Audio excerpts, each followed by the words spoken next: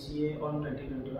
I have joined JSpiders on 9th of May 2022.